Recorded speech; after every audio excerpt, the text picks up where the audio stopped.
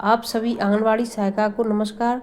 तो बहनों देखिए, संसद में आज आंगनवाड़ी बहनों के लिए आवाज़ उठाई गई और इसमें जो आपकी मंत्री जी हैं उन्होंने क्या कहा, रिटायरमेंट के लिए क्या कहा, ग्रेजुएटी यानी पेंशन के लिए, और उन्होंने क्या क्या कहा काम के लिए। तो आइए इस वीडियो को लाइव पूरा देखिए और हर ज़िले से, यूपी क्या हो या राजस्थान का हो या कोई सा हो, हर राज्य से आवाज़ उठेगी तभी बहनों का कुछ हो सकता है। बहनों नहीं तो ये कुछ न कुछ करते रहेंगे, आंगनबाड़ियों पर बोझ बनाते रहेंगे, कभी काम को लेकर, कभी ऑनलाइन को लेकर, कभी ऑफलाइन को लेकर। तो इस वीडियो को आप ध्यान से देखें और इसको ज़्यादा से ज़्यादा शेयर करें दबा के, जिससे कि अधिकारियों तक आंगनबाड़ियों की आवाज़ पहुंच सके।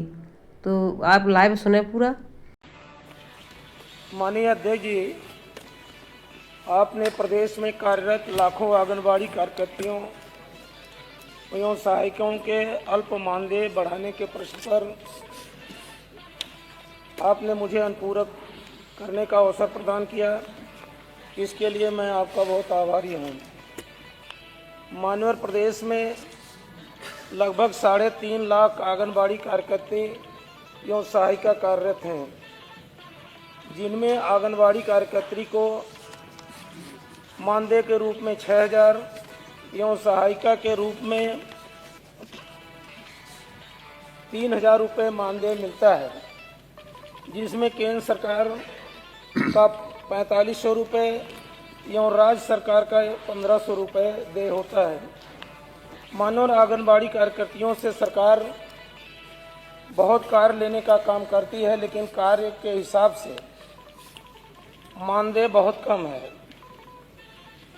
इनके काम जिसमें 3 वर्ष से 6 वर्ष के बच्चों को पूर्व प्राथमिक शिक्षा देना, स्कूल जाने के लिए प्रोत्साहित करना, 6 वर्ष से कम उम्र के बच्चों को कुपोषण से बचाना एवं उनका देखभाल करना तथा पौष्टिक आहार उपलब्ध कराना तथा मानव समय समय पर बच्चों को टीकाकरण कराना और कृमि की रोकथाम के लिए दवा उपलब्ध कराना, गर्भवती व नर्सिंग महिलाओं की देखरेख करना एवं टीकाकरण में सहयोग करना।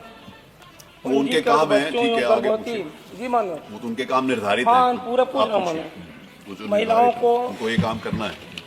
उनकी ग्राम पंचायत के चिन्हित क्षेत्र जिसमें आंगनबाड़ी केंद्र संचालित होता है, वहाँ का सर्वेक्षण करके बच्चों को शिक्षा के प्रति जागरूक करना एवं कुपोषित बच्चों, गर्भवती धात्री महिलाओं का चिन्हीकरण करना तो उनके स्वास्थ्य की नियमित जांच करना, बच्चों के वजन की माप करना तो उनका रिकॉर्ड रखना। ये सबको मालूम है कि उसका आंगनवाड़ी कार्यकर्ती के ये काम होते हैं जो आप बता रहे हो।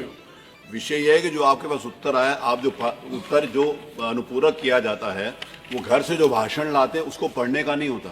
अनुपूरक किया जाता है जो आपके डिवाइस के ऊपर जो उत्तर आता है उसके ऊपर आपको कोई प्रश्न पूछना उसको होता है, उस पर कुछ पूछ लीजिए प्लीज। जी ये तो मालूम ही है कि सबको कि उनके क्या काम है, क्या दायित्व निर्धारित है।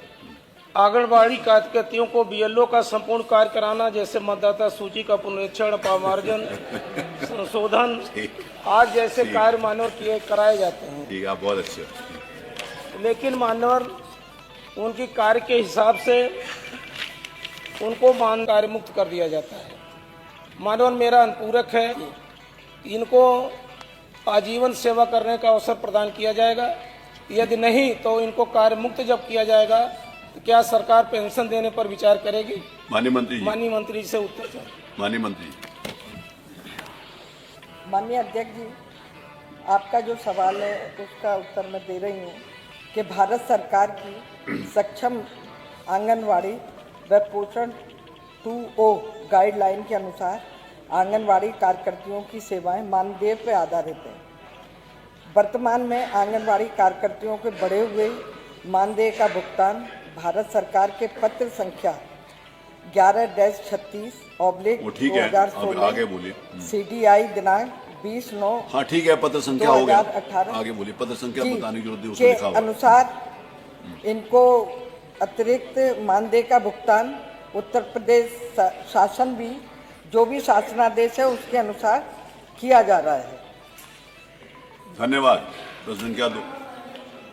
कहा कि आपके अनुपूरक का जवाब आ गया कि जो आपने कहा वो नहीं है, जो शासनादेश के अनुसार है वही किया जाएगा, उसके अलावा नहीं किया जाएगा। दूसरे अनुपूरक का मानवर जवाब नहीं दूसरे है। अनुपूरक का जवाब कि वो जब तक जिंदा है तब तक काम करेंगे, ये तो मेरे ख्याल है पता नहीं इसका पहले इस तरह की हर आदमी का तय होता है कि 60 साल 62 साल 65 साल 68 साल कि कोई व्यक्ति जब तक जीवित है तब तक काम करेगा।